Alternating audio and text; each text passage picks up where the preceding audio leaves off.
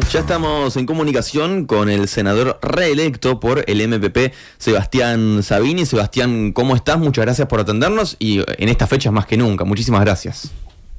Hola, buenos días. ¿Cómo andan? Todo muy bien por aquí, Sebastián. Llegando como se puede a como fin se de puede. año. Sí, digamos lo mismo. Nos gustaría comenzar, Sebastián, consultándote acerca del gabinete designado por Yamandu Orsi y saber, bueno, cuál es tu opinión sobre la formación del mismo, si crees que se cumplió con los equilibrios que se habían anunciado previamente. Bueno, a ver, primero con mucha esperanza y mucha confianza en este equipo, ¿no? La verdad que cuando estuvimos ahí en la presentación, uno veía primero una enorme capacidad política del gabinete, eso creo que es evidente, también un saber técnico muy claro en las diferentes áreas y luego también una representación de las diferentes sensibilidades frente amplistas. Creo que el gabinete cumple con esas características. Nosotros, digamos, desde la 609 aportamos una cuota en ese sentido muy importante y realmente creo que tenemos un gabinete muy, muy potente y que, bueno, como decíamos un poco ahí en confianza, no tenemos derecho a fallar, ¿no? Es decir, no tenemos derecho a faltarle, digamos, a fallarle a la esperanza que ha depositado la ciudadanía en este gobierno y tenemos una tarea muy, muy, muy grande por delante. Vos decías, Sebastián, que hay equilibrio en lo que tiene que ver con las sensibilidades. ¿Ese equilibrio de sensibilidades se corresponde también con equilibrio sectorial dentro de la fuerza política? Bueno, creo que en buena medida sí. Es decir, si uno mira el gabinete hay un equilibrio que no es estrictamente, digamos, electoral, pero sí creo que están representadas todas las miradas que tiene el Frente Amplio en ese gabinete, y eso me parece que fue muy claro y bueno, y todos los sectores que tienen, digamos, cierta representatividad, sobre todo en el Parlamento, se vieron reflejados. Nosotros no pudimos, digamos, cumplir con el objetivo de la paridad, que sí era un objetivo importante que se había trazado la formación del gabinete, pero bueno, es parte del trabajo que creo que hay que seguir haciendo. ¿Por qué no se pudo, Sebastián? Bueno, porque evidentemente los sectores no propusieron necesariamente personas con ese perfil, ¿no? Es decir, de las 5 ministras que hay, 4 las propuso la 609 y nosotros teníamos ese objetivo y bueno, habrá que seguir trabajando para que esa paridad se concrete, ¿no?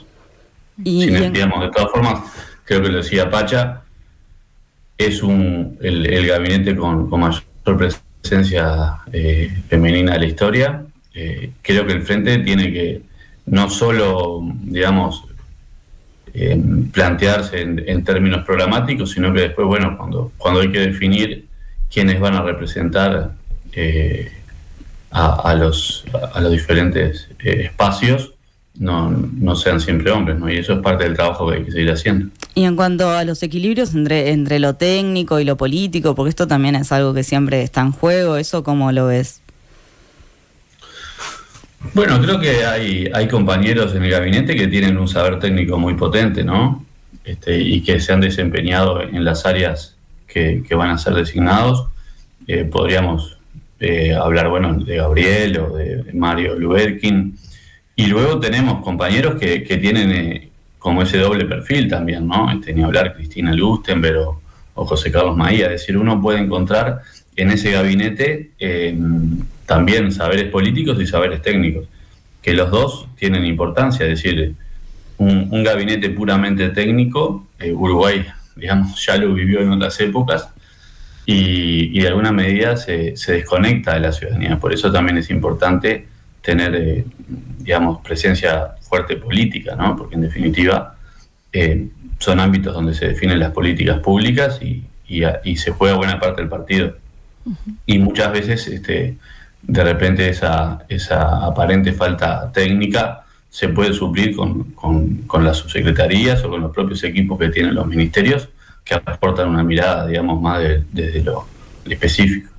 Ahora, Sebastián, pasando a otros temas y pensando en cómo se está llevando a cabo la transición, bueno, el presidente Lacalle había planteado que no iba a innovar en temas relevantes, ¿no?, en lo que queda de este periodo, sin conversar con Orsi, con el gobierno entrante. Sin embargo, esto no está pasando, por ejemplo, con el proyecto Neptuno Arasatí, no está pasando con el tema del hidrógeno verde, con los cambios en la educación terciaria y terciaria universitaria. Entonces, da para pensar qué es lo que gana, ¿no?, el gobierno saliente con este proceder y cuánto afecta al gobierno entrante. Bueno, también se podrían agregar algunas obras que está cerrando el Ministerio de Transporte y Obras Públicas por presupuestos muy abultados, muy grandes. Realmente es llamativo. A mí me llamó la atención porque el presidente Lacalle había planteado que no se iban a tomar esas decisiones, en el entendido que estamos a 2 meses de cambiar de gobierno, y son decisiones trascendentes porque son decisiones que afectan la caja de las empresas públicas. En el caso de OCE, sin duda que es un problema a futuro muy grande que va a impactar en las finanzas de una empresa que ya está en graves problemas, ¿sí? Pero podría agregar otras situaciones del Estado en donde también estamos viendo que hay déficit muy grandes. El caso de ANEP, hoy leíamos una nota por allí en la prensa que hablaba de esto. Esto es un problema muy grande, y no se cumplió esa palabra, ¿no? Es decir, no se cumplió esto de que no se iban a tomar grandes decisiones, eso es evidente. Vamos a ver en qué medida estas cosas de las que estamos hablando se avanzan en estos meses que quedan, estos 2 meses que quedan, pero nosotros hemos sido muy claros, muy enfáticos en que particularmente el proyecto de Arasatí, si uno mira, digamos, en perspectiva de décadas para adelante, es más que preocupante y tampoco resuelve los problemas de fondo que tenemos de abastecimiento. En el caso de la educación terciaria, allí tenemos el problema que, hay que ver si se presentan finalmente instituciones, ¿sí? Pero después de prácticamente 5 años de gestión, que se haga un decreto que tiene 50 artículos de ese tipo, realmente nos llama la atención, porque es un decreto, de nuevo, que reduce la participación pública, es decir, una mirada muy similar a lo que tenía el LUC, que se hizo en forma, digamos, inconsulta. Nosotros hicimos un informe en este sentido y queremos ver que si efectivamente llega a concretarse, pero de nuevo es llamativo que al cierre de la gestión se tome un decreto tan importante como ese, que modifica las reglas de juego, ¿no?, de la educación, y además con miradas que a nosotros nos preocupan mucho, ¿sí?, porque hay una simplificación muy importante con esto de la educación virtual y en particular en formación docente en el sector privado. Entonces son preocupaciones que la verdad que luego de lo que había dicho el presidente Lacalle pensamos que no íbamos a tener, porque en definitiva había sido muy claro en cuanto a que no se iban a tomar estas definiciones. Mirando para adelante ahora, Sebastián, ¿cuáles te parece que van a ser los principales desafíos para este periodo que se viene? Bueno, tenemos muchos, ¿no? Muchos. En primer lugar, tenemos una situación fiscal que es igual a la de 5 años, pero peor en el endeudamiento. Es decir, Uruguay, en su capacidad de producir riqueza, está más endeudado que lo que estaba hace 5 años. Y el déficit es el mismo que había dejado el gobierno del Frente Amplio. Entonces, eso es un problema que no va a ser sencillo resolver. Nosotros ya hemos planteado, lo planteó Yamandú en varias ocasiones, el camino para concretar, digamos, los objetivos que nos trazamos, los objetivos de reducción de la desigualdad, los objetivos de la reducción de la pobreza infantil, de la mejora de los salarios, de la mejora en la inversión en vivienda, de la mejora en la inversión en ciencia y tecnología, de la mejora en la inversión en educación. Tiene que ver con lograr un mayor crecimiento económico y, digamos, dinamizar la economía, que claramente en los últimos 10 años ha estado estancada. Eso es un dato de la realidad, es un proceso que ya veníamos, digamos, sufriendo en el último gobierno del Frente, y que este gobierno claramente no generó nuevas instancias. De hecho, buena parte del crecimiento económico que tuvo este gobierno se debió sobre todo a proyectos que había dejado en marcha el Frente Amplio, como la construcción del ferrocarril central, diferentes obras viales, obras de justamente también obras de carácter educativo, más de 150 obras, que a veces nos olvidamos de esas obras que se estaban realizando y que permitieron, sobre todo lo que tuvo que ver con la construcción de UPM, digamos, un crecimiento económico importante en este periodo. De ese tipo de proyectos, este gobierno no deja nada, ¿sí? No deja nada funcionando de gran porte como para sostener el crecimiento económico. Entonces, allí creo que tenemos uno de los desafíos, a mi entender, más grandes. Para poder concretar ese programa, tenemos que mejorar el crecimiento económico. Todos sabemos que el crecimiento económico se produce con mejora de la inversión pública y la inversión privada. Claramente tenemos que retomar el camino de la inversión pública y eso se hace fortaleciendo lo que hacen las empresas públicas. Ese es uno de los motores, ¿no?, del crecimiento económico. Lo ha sido históricamente el Uruguay por el peso relativo que tienen las empresas, por el peso que tiene ANCAP, que también queda en una situación fiscal muy comprometida, por el peso que tiene UTE, por el peso que tiene OCE y por el peso que tiene Antel. Entonces, allí tenemos un combo que es la inversión pública. El otro combo, sin duda, es la inversión privada, y allí hay que potenciar también todo lo que son las inversiones en sectores que ya sabemos que generan ingresos altos, como en el caso del software, y lo son los servicios al exterior, y sin duda seguir, digamos, desarrollando lo que son toda la producción nacional para exportar, que es el gran problema que tiene Uruguay históricamente, que es la escala que tenemos, y que eso hace que sea muy difícil solo, digamos, pensar en empresas que funcionan a escala local, y por eso la perspectiva de salir al exterior tiene que estar siempre presente. Así que ahí Mario Lubetkin va a tener mucho trabajo para abrir mercados y que en definitiva la producción nacional pueda colocarse en el exterior. Y esto es una cadena, ¿no? Es decir, si logramos avanzar en estos aspectos, eso va a impactar sin duda en los salarios y va a mejorar el consumo interno, que es otro de los aspectos que ha estado deprimido en este periodo. Así que desafíos tenemos bastantes y muy importantes. Si seguimos pensando en el tema de la transición, hablamos casi siempre, ¿no?, de cómo se está dando en el Ejecutivo, pero por supuesto que en el Parlamento hay también cambios. En tu caso, Sebastián, fuiste senador reelecto, pero entran nuevas figuras al Parlamento, importa allí también la coordinación entre las bancadas del Frente Amplio. ¿Cómo se está dando eso por estos días? Bueno, hemos tenido algunas reuniones ya. Primero, con mucha alegría también, porque se suma un montón de gente al Parlamento que de repente estaba en otros ámbitos, estaban en sus trabajos particulares, en el sector público o en el sector privado, y se suman. En el caso de la 609 tenemos una bancada primero joven, ¿no? Eso me parece que está bueno en un parlamento que a veces está tan alejado de los jóvenes. Tener gente, bueno, como Inés Cortés, me parece que se le suma mucho a la política nacional. Tenemos gente, compañeros y compañeras que vienen del sector cooperativo, como Carlos Reyes, de Canelones, otros que mantienen su banca, como Agustín Mazzini, que sé que aquí lo han entrevistado, compañeros también de mediana edad, digamos, que vienen del sector privado y que van a aportar su experiencia de lo privado, que son trabajadores. Y por ese lado, en diputados creo que tenemos una variedad muy importante y un desafío sin duda muy grande también, porque hay una renovación también de las bancas muy grande, ¿no? En el Senado, bueno, tenemos algunas incorporaciones que he sabido, como Blanca, que creo que nos van a aportar un montón, y algunos, como en mi caso y en el caso de Daniel, vamos a estar ahí en el Senado, y bueno, y tenemos un desafío que es conformar una bancada nueva que tiene dinámicas distintas, que en primer lugar porque es una bancada de gobierno, y eso implica, digamos, poner una mirada en lo que hace el gobierno y trabajar desde allí para ir avanzando en los diferentes proyectos que el gobierno va presentando, y ese es el rol que tenemos particularmente en el Senado.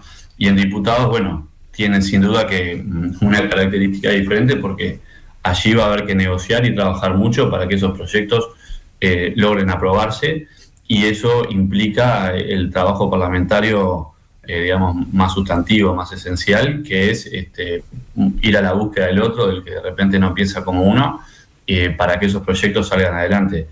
Entonces, cualquier cosa que nos propongamos, sea lo que planteaba Cristina, que creo que todos creemos que esa ley debe tener modificaciones, pero no es la única, ¿no? Podemos pensar en otras leyes que aprobamos en los periodos frente amplistas y que necesitan ajustes. Eso me parece que es parte del trabajo parlamentario, pero sin duda que tan importante como eso es ver si tenemos la posibilidad de sacar adelante esos proyectos.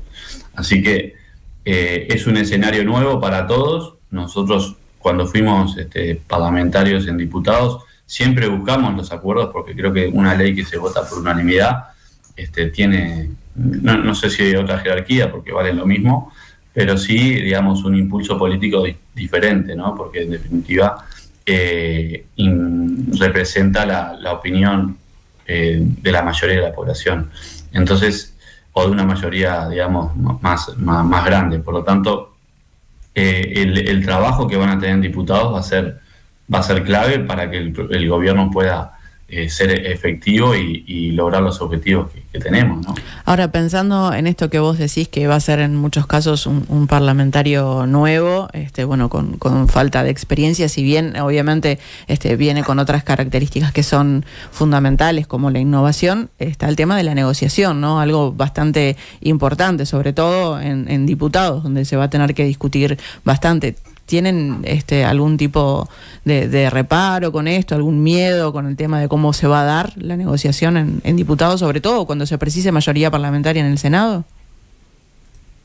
Bueno, a ver, como decía antes, a mí me parece que nosotros siempre hemos intentado buscar mayorías, a pesar de en los periodos anteriores, digamos, una mayoría más grande, como decía, y en muchos casos lo logramos. Pienso, por ejemplo, cuando votamos la Universidad Tecnológica, ¿sí? O cuando votamos la Universidad de la Educación. A priori uno podría decir, bueno, ¿qué tiene que ver el MPP con Vamos Uruguay? Y sin embargo nos habíamos logrado poner de acuerdo en esos proyectos.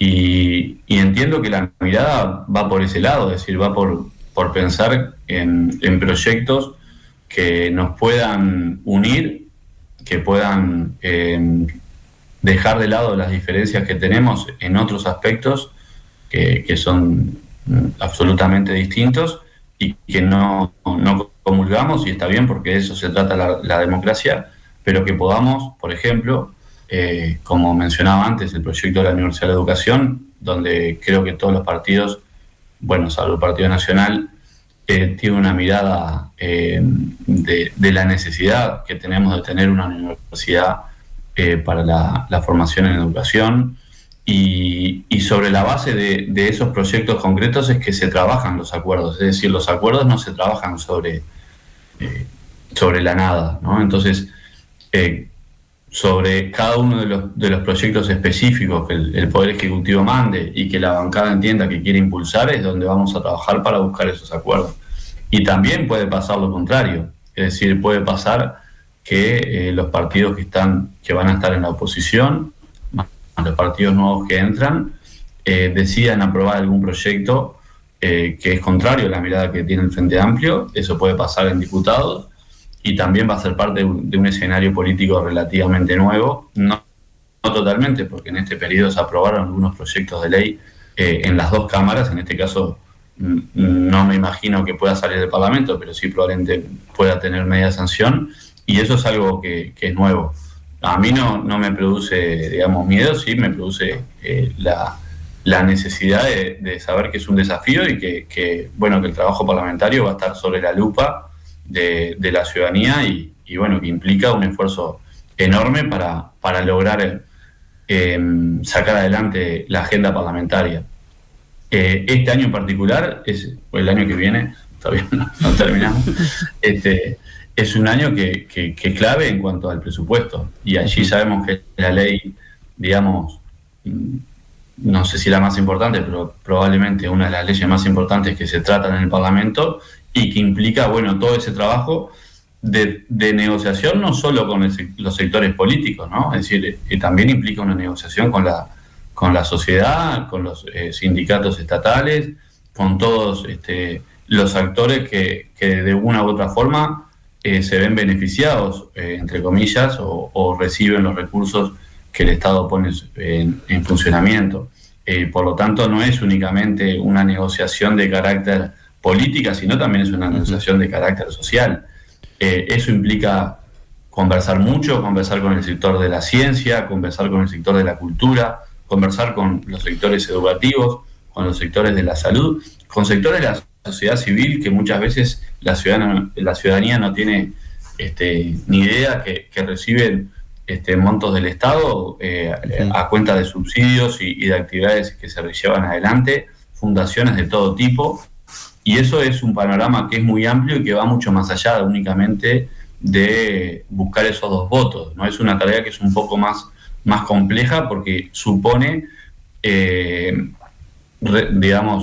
distribuir, iba a decir repartir, pero queda feo, distribuir recursos que son obviamente, que son escasos y que sabemos que no alcanza para todas las necesidades que tenemos.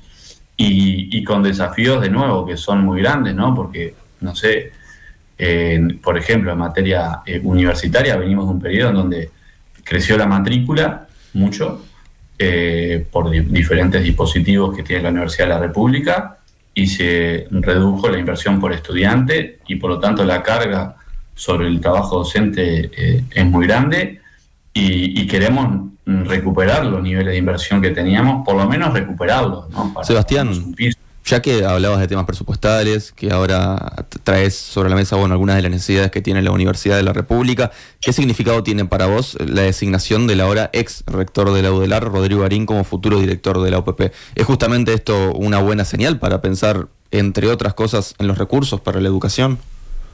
Bueno, a ver, Rodrigo ha sido brillante, ¿no? en su gestión y en su vida académica. Entonces, creo que es un honor y un orgullo que lo tengamos dentro del equipo de gobierno. Hemos trabajado mucho en estos años, cada uno en los roles que nos correspondían. A nosotros, desde la parte presupuestal educativa, acompañando ese proceso, justamente por eso lo mencionaba. Y creo que ha sido una de las grandes hallazgos, digamos, que ha tenido este gabinete que se ha conformado, porque si bien sabemos que la UPP no es un ministerio, prácticamente funciona como si lo fuera, y por lo tanto, va a tener una tarea también muy importante por delante que tiene que ver justamente con cómo se diseña un presupuesto que vaya buscando esos equilibrios, que son esos objetivos sociales con los objetivos económicos. Entonces, creo que desde ese lado tenemos un aporte que va a ser fundamental, el de Rodrigo, y que tiene que ver con esto, ¿no? Con cómo vamos congeniando el crecimiento con los objetivos de igualdad que se ha propuesto el Frente Amplio y de mejora de la calidad de vida y de los diferentes indicadores de bienestar social. Va a ser una tarea clave la que va a tener Rodrigo, porque además supone no solo la discusión con los sectores, digamos, más del gobierno, de los diferentes ministerios, sino también con todo lo que es los gobiernos departamentales, que la UPP se encarga muchísimo de esa área, y ni hablar con las empresas públicas. Entonces va a ser un actor junto con el ministro de Economía más que importante, ¿no? Te preguntábamos por la educación, por la UDELAR. En materia educativa, ¿cuáles te parece que son los mayores problemas que se van a tener que resolver a lo largo del próximo quinquenio? Bueno, muchas, ¿no? Muchas. En educación tenemos un montón de cosas para mejorar. La primera diría volver a enamorar a los docentes de la tarea educativa, porque hay una recarga brutal en el trabajo, una recarga burocrática, administrativa, que esta reforma impuso, muchas veces sin sentido. Es decir, no se trata de decir acá, pobres los docentes tienen que trabajar más. Lo que se trata es de si ese trabajo tiene una utilidad, tiene un sentido para los estudiantes y para la vida educativa. Y uno lo que ve es que no la tiene, es decir, que llenar digamos, papelitos todos los días en forma automática no está ayudando a nada. Hay una recarga muy grande en ese trabajo, hay una situación de falta de alimentación en los estudiantes que creo que es uno de los principales aspectos que va a haber que trabajar. Tenemos una situación de crecimiento de la violencia en los centros educativos, que también allí hay un aspecto clave, que sabemos que si mejoramos y reducimos la violencia en los centros educativos y hacia los centros educativos, hay un impacto directo en el rendimiento educativo de los estudiantes. Y tenemos, creo que, dos grandes desafíos. Uno que tiene que ver con, macro desafíos, llamémosle, con la asistencia. Cuando miramos qué pasó con la asistencia en este periodo, es terrible y tiene que ver con una flexibilización brutal que hizo el gobierno del sistema de pasaje de grado. Tiene que ver con los mensajes públicos que se dieron también de la obligatoriedad de la educación. Tiene que ver sin duda también con la pandemia, pero el gobierno que dice que no pone excusas, a veces parecería que sí las pone, porque nosotros planteamos en el medio de la pandemia que había que tomar medidas y que esas medidas no se estaban tomando. Cuando miramos la asistencia a lo largo y ancho del país, es decir, si vamos a Río Negro, vamos a Artigas, vamos a Rocha, vamos a 33, a Cerro Largo, Montevideo, Canelones, la asistencia empeoró en todos los departamentos. Fue un proceso de carácter nacional y era un problema que Uruguay no tenía. Entonces, este es un problema nuevo, por eso Yamandú ha hablado de la revolución de las cosas simples, ¿no? Algo que parece tan sencillo, que los chiquilines vayan a estudiar, no lo estamos logrando. Y el otro gran cuello de botella, sin duda, que es el egreso, ¿sí? Tuvimos una mejora del egreso, sobre todo educación media, buena, importante, un salto importante, pero que también estaba asociado con esto, ¿no? Es decir, estaba asociado con una flexibilización muy importante del pasaje de grado. Cuando hubo cierto retorno muy tímido a lo anterior, el egreso cayó de nuevo. Y cuando uno habla con las autoridades universitarias, ya sea de la UTEC o de la universidad, sabemos que los chiquilines están saliendo con un montón de problemas y que tenemos que tener un primer año de nivelación. Entonces, ahí tenemos, a mi entender, los dos grandes desafíos desde el punto de vista de las políticas educativas, y después ya el desafío más país es ver cómo logramos ponernos de acuerdo, de nuevo, entre los partidos políticos y los actores académicos y sociales, en un gran acuerdo nacional que nos permita desarrollar políticas en el largo plazo, ¿no? Porque esto yo no sé si lo dije acá, pero lo vengo planteando en varios ámbitos. La vida educativa de una persona transcurre a lo largo de varios periodos de gobierno, no transita en un periodo solo, y por eso es importante, particularmente en educación, buscar acuerdos nacionales. Y en esto creo que todos tenemos un aprendizaje que hicimos, ya sea desde el Frente Amplio, desde los sindicatos y también desde el gobierno, en donde, bueno, José Carlos ya lo ha planteado. De lo que se trata es de buscar esos mínimos comunes denominadores que nos permitan ponernos objetivos realizables a lo largo de 10, 15 años, y que tienen que ver, bueno, con la ampliación de las escuelas y liceos de tiempo completo, que tienen que ver con fortalecer la oferta educativa en el interior de la República, particularmente universitaria, que tiene que ver con la creación de una universidad de educación. Entonces, creo que por allí, a mi entender, es donde deberían ir esos acuerdos y cuál debería ser el borrador, ¿no? Y que justamente implica, bueno, pensar cómo logramos que el 100% de los estudiantes de educación media culminan ese ciclo educativo, y cómo también, digamos, para abajo, para la franja etaria más baja, terminamos de universalizar sobre todo la oferta, ¿no? Es decir, que no queden niños y niñas que necesitan y sus familias quieren que vayan a centros educativos y no lo pueden hacer porque no hay oferta en su territorio. Entonces, esto supone una mirada de nuevo que tiene que necesariamente ser de largo plazo, porque son inversiones grandes y que no se logran en un periodo de gobierno. De hecho, permítame el palito, decir, vamos a ingresar con 13 CAIF que se construyeron en los periodos frente amplistas y que están cerrados. Entonces, si habrá que invertir más, no tenemos duda que eso es así, pero que este gobierno también, que supuestamente puso una mirada en la infancia, no lo ha logrado. Orsi ya ha dicho que bueno, que su idea no es llegar con ideas refundacionales. En ese sentido, además de volver a los consejos desconcentrados, ¿en qué aspectos considerás que se debería cambiar la transformación educativa o cambios en la LUC que considerás que deberían dar marcha atrás de lo que se hizo durante este periodo? Bueno, varias cosas, ¿no? Creo que uno de los principales problemas que tuvo la LUC fue justamente la idea de decir lo que se hizo antes estaba todo mal y bueno, y ahora venimos nosotros a cambiar. Y ha quedado demostrado que sin la participación docente es muy difícil hacer transformaciones. Más allá de lo que uno piense,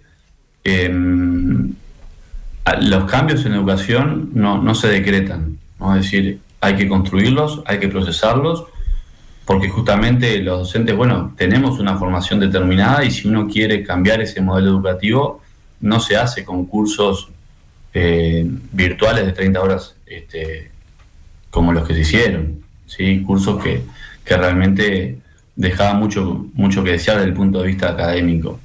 Entonces, hay algunos cambios que sí que son legislativos. Creo que reconstruir lo que es el sistema educativo público en el sentido de la coordinación, eso se perdió, no se reúnen los ámbitos que estableció la LUC. Hay otros artículos de la LUC que nosotros dijimos esto no se va a aplicar nunca, nos decían que sí, que se iba a aplicar, no se aplicó, como todo lo que tiene que ver con el estatuto docente, eso no se aplicó nada, ninguno de esos artículos.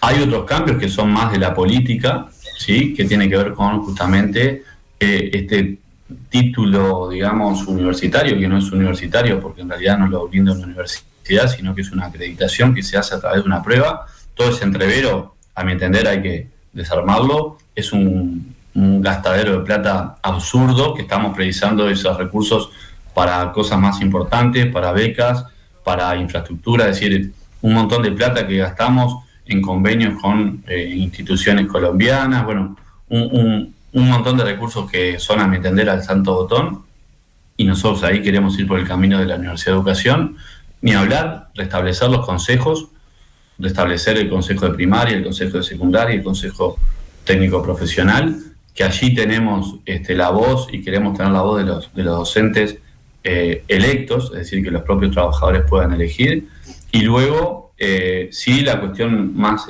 curricular, digamos, de la transformación educativa, que ahí lo que se ha propuesto al frente es muy sencillo, tiene que ver primero con convocar a un congreso de educación en donde podamos de nuevo tener la mirada más amplia, ¿no?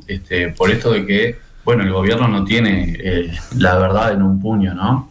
Y allí la participación docente, de los estudiantes, de las familias, a mi entender, es clave.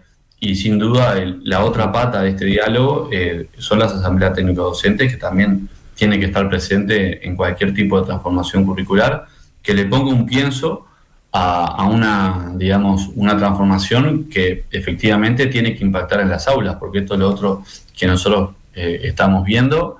Una buena parte, y a ver, porque cuando alguien del Frente Amplio dice esto, de repente nos señalan, ¿no? Dice, bueno, están poniendo el palo en la rueda, pero los que están viendo esto no son solo los Frente Amplistas, ¿no? Es decir, hay actores políticos que no son del Frente Amplio, que están exactamente, digamos, desde el punto de vista académico y educativo, están diciendo lo que estamos diciendo nosotros, es decir, cuánto de lo que se hizo en el papel efectivamente está impactando en las aulas. Bueno, muy poco, ¿no?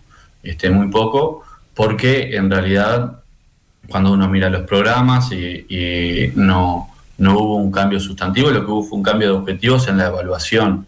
Pero para que se dé esa evaluación se tienen que dar una serie de situaciones que no se han dado, que es justamente mejorar sobre todo la parte de docencia indirecta, ¿no? Es decir, todo lo que los docentes hacen para para dar clase, ¿no? La planificación, la evaluación, el trabajo con las familias, ahí tuvimos una caída muy importante de lo que son las horas, y por lo tanto allí es, a mi entender, donde hay que poner el foco, es decir, en pensar una propuesta educativa que, a ver, capaz que lo que digo es un poco polémico, pero este gobierno pensó que resolvía la educación cambiando los programas, ¿sí? Y eso no funciona así, no funciona así.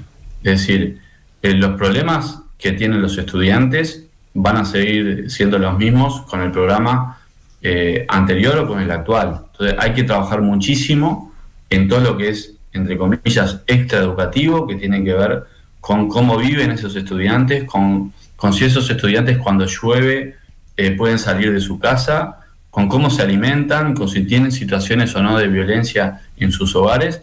Y eso no es solo un problema de carácter educativo, es un problema de carácter social, es un problema de carácter político y hasta también económico y cultural. Entonces, tiene que haber articulación de las políticas, y creo que ese también, de repente, es uno de los desafíos más importantes que van a tener las nuevas autoridades, que es lograr que las políticas tengan un anclaje territorial, ¿sí? Y que podamos poner todas esas políticas que no son estrictamente educativas, pero que impactan en lo educativo, un aterrizaje y que llega a quienes tienen que llegar, que justamente en este caso son los niños y los jóvenes. Entonces, que es donde tenemos además el eslabón más débil de la sociedad, ¿no? Es decir, tenemos un gasto público social que no está enfocado ni en los niños, ni en los adolescentes, ni en los jóvenes, y eso es parte del trabajo que tenemos que hacer, porque bueno, allí se nos va buena parte del partido que estamos jugando. Sebastián Sabini, senador Frente Amplista, muchas gracias por estos minutos en Nada que Perder. No, gracias a ustedes, y bueno, que tengan un arranque bueno del año, y a las órdenes. Gracias igualmente. Igualmente. Nada que Perder. Producción general, Enzo Adinolfi. Dirección periodística, Nelson Cecín.